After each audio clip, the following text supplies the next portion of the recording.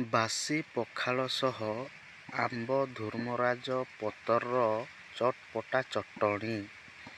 ଏହାକୁ ଆଜି ଆମେ ତିଆରି କରିବା। ସର୍ବପ୍ରଥମେ ଆମେ ଆମ୍ବ ଗଛକୁ ଯାଇ ଭଲ ଭଲ ଆମ୍ବ ତୋଳି ଆଣିକି ତାହାକୁ ପ୍ରଥମେ ଭଲକି ଛାଞ୍ଚି ଦେବା। ତାର ଉପର ଶାଗୁଆ ଅଂଶଟି ପକେଇଦେବା। ପକେଇ ସାରିଲା ପରେ ତାହାକୁ ଛୋଟ ଛୋଟ ପିସ୍ କରିବା।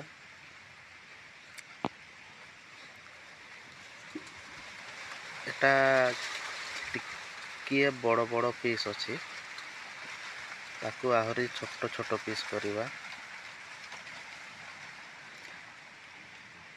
ଟାକୁ ବି ହେଇଗଲାଣି। ଟାକୁଟା ଟିକେ ଛୁରୀ କାଟେ ନାହିଁ, ସେଥିପାଇଁ ଟିକେ ଲେଟ୍ ହେଉଛି, ନହେଲେ ଶୀଘ୍ର କାଟି ହୁଏ। ଏମିତି କରିକି ଯେତିକିଟା ଫ୍ୟାମିଲିରେ ଥିବେ 8 ଜଣ 9 ଜଣ 4 ଜଣ 5 ଜଣ ହିସାବ କରିକି ଆମ୍ବ କାଟିବେ। ଆମ ଘରେ ଅଛନ୍ତି 8ରୁ 9 ଜଣ, ସେଇଥିପାଇଁ ମୁଁ 4ଟା ଆମ୍ବ ନେଇଛି ଆଉ ଶୀଘ୍ର କାଟିବା ପାଇଁ ଚେଷ୍ଟା କରୁଛି।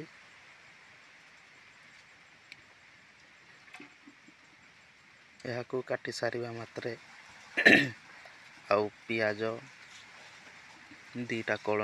ଦିଟା ନେଇଛି, ପିଆଜକୁ ମଧ୍ୟ କାଟି ଦେଇଛି।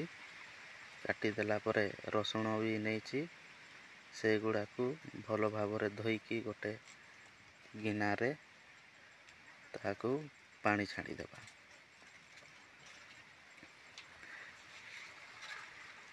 ପାଣି ଛାଡ଼ି ସାରିଲା ପରେ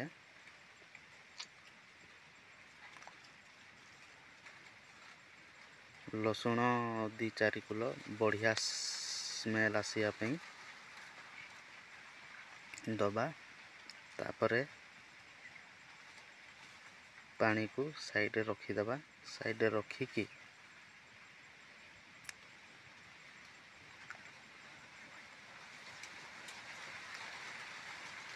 ରସୁଣକୁ ଧୋଇକି ଏଠି ସେଇ ଗିନାରେ ଦେବା।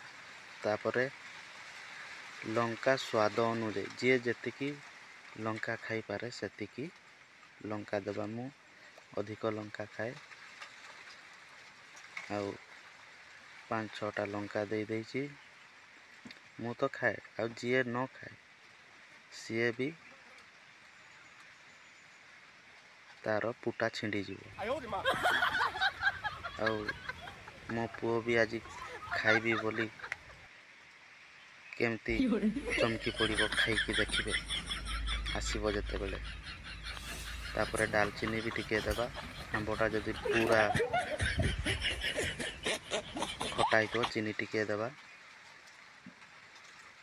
ପୁଅଙ୍କର ମା ସିଏ କୁଆଡ଼େ ଯାଉଛି, ପୁଅକୁ ଛାଡ଼ି ଦେଉଛି ମୋ ପାଖରେ।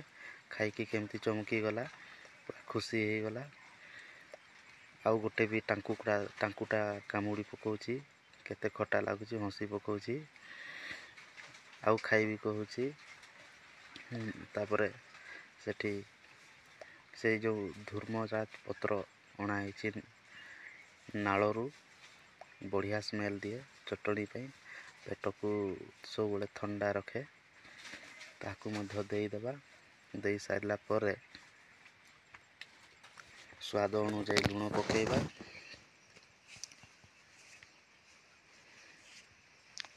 ଲୁଣ ପକାଇ ସାରିଲା ପରେ ଏହାକୁ ଆମେ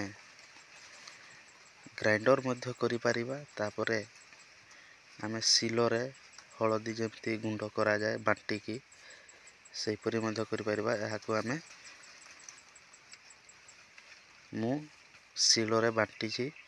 ବାଟି ସାରିଲା ପରେ ପ୍ରଥମେ ପତ୍ର ଆଉ ପିଆଜ ଆଉ ରସୁଣକୁ ବାଟି ଦେଇଛି। ବାଟି ଦେଲା ପରେ ଏହାପରେ ଆମ୍ବକୁ ଛେଚିବି।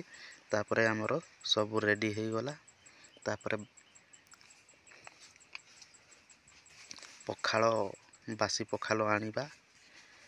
ବାସି ପଖାଳ ଆଣି ଦେଇଛି। ଏହାପରେ ଏହାକୁ ଚାଖିବା। ମୋ ପୁଅ ମଧ୍ୟ ଖାଇବା ପାଇଁ ବସିଯାଇଛି, ମୁଁ ମଧ୍ୟ ବସିଯାଇଛି। ଆଉ ବାସି ପଖାଳରେ ଟିକେ ଲୁଣ ନ ପକାଇଲେ ସେଇଟା ଟେଷ୍ଟ ଆସେ ନାହିଁ। ତାହାକୁ ଟେଷ୍ଟ ଅନୁଯାୟୀ ଲୁଣ ପକାଇକି ପ୍ରଥମେ ମୋ ପୁଅକୁ ଖାଇବାକୁ ଦେବି, ଭାତଟା ଖାଇବାକୁ ଦେବି, ଚଟଣିଟା ନେଇ ୱାଃ କି ସୁଗନ୍ଧ, ବଢ଼ିଆ ଲାଗିବ ପୁରା। ଆଉ ଗୋଟେ କଂସା ଭାତ ଖାଇଦେବି ପରି ଲାଗୁଛି। ଆଉ ପୁଅକୁ ଭାତ ଖୁଆଇ ଦିଏ ଟିକେ।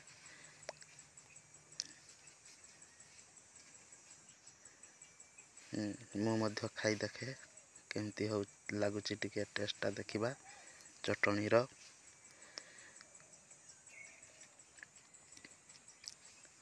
ବାଃ,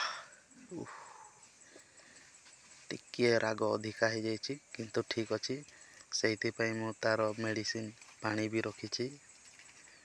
ପାଣି ପିଇଲେ ମଜାଟା ଲାଗିବନି କହିକି ମୁଁ ପାଣି ପିଇଲି ନାହିଁ ଆଉ ଭାତ ଖାଇଲି।